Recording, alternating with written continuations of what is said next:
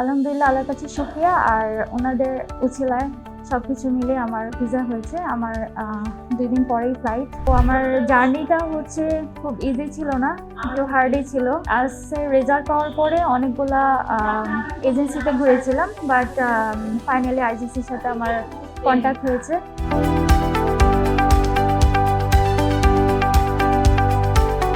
আমি মাহফুজ আক্তার।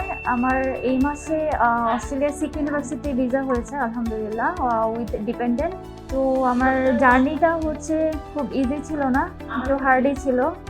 আমি রেজাল্ট পাওয়ার পরে অনেকগুলা এজেন্সিতে ঘুরেছিলাম, বাট ফাইনালি আইজিসির সাথে আমার কন্ট্যাক্ট হয়েছে। তো আমি থ্যাঙ্কস টু আইজিসি, কারণ ওরা আমাকে ওভারঅল জার্নিতে অনেক হেল্প করেছে। বিশেষ করে লামিয়া আপু, জান্নাত আপু, মাসুম ভাইয়া, অনেক ভাইয়া।